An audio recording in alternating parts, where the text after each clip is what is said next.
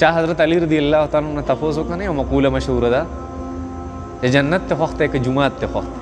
څه دی خوښ دی؟ جنت ته خوښ دی که جومات ته خوښ دی؟ وایي جومات مې خوښ دی. څه مې خوښ دی؟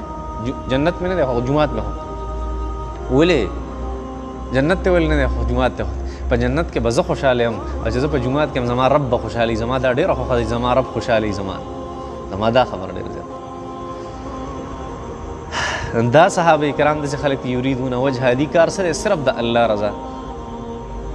ټیک ته کافر له الله جل شانو مال او دولت ورکړي، مال او دولت ته وجه نه د انسان عزت هغه د هغه عزت نه بهتر نه دی کوم چې دینداري د وجه نه عزت ته انسان جوړ شي. راسي په دې باندې یو طرف ته هغه خلک دي چې تبت یدا ابي لهب وتب والا خلک دي، یو طرف ته هغه خلک دي چې الله جل شانو فرمایي ومن الناس من يعجبك قوله في الحياة الدنيا ويشهد الله على ما في قلبه وألد الخصام، چې الله فرمایي بدترین انسانان دي، فساد کوونکي دي په ځمکه کې، فصل او نسل خرابوي. یو طرف ته هغه خلک دي او هغوی مطالبه کوي چې هغه خلک د ځان نه لرې کا د چا باره کې چې الله جل شانو دا خبره ذکر کوي چې ومن الناس من یشري نفسه ابتغاء مرضات الله. صحابو کې خو داسې خلک دي چې هغه خپل ځان خرڅوي د الله جل شانو د رضا لپاره.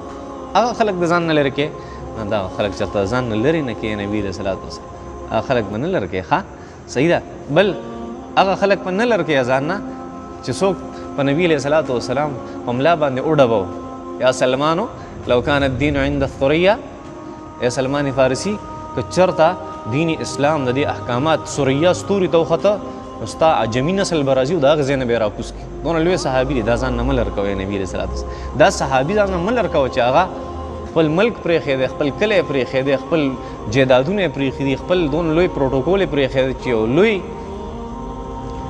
د هغې د مذهب مشر د ایرانیانو سلمان فارسي د هغه زوی و او خپل ټول ملکي سطح باندې بلکې انټرنیشنل سطح باندې د هغه پروټوکول هغه پرېښود او راغی نبي کریم صلی الله علیه وسلم په قدمونو یې کېناست. هغه سړی نبي علیه السلام ځان نه مه پاسوه، د خلکو سختې تېرې کړي.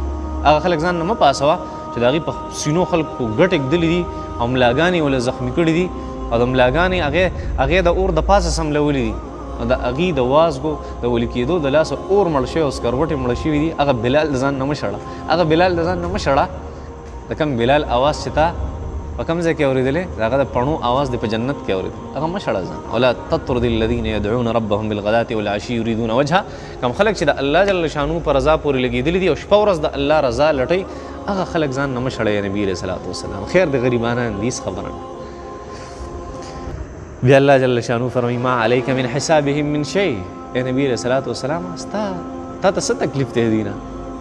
د رزق مسله ده، ته څه وایې چې دې رزق نشته، دې ما سره کیني دلته زکاتونه خوري. ای نبي علیه صلات وسلام رزق خو زه ورکوم، ته خو نه ورکوې، زه ورکوم. دا دینداره خلک د ځان نه مه شړی نبي علیه صلات وسلام.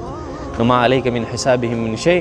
ای نبي علیه السلام د هر چا خپل عمل دی، که ته رزق نه یېرېږې د هغې نه مه یېرېږه، هغه زه ورکوم. او که ته د دې نه یېرېږې چېرته چې هغه غټ کافر که مسلمانان شي نو اسلام ته به تقویت میلاو شي، نه پرېږده، د هغې خپل عمل دی او صحابه کرامو خپل عمل دی.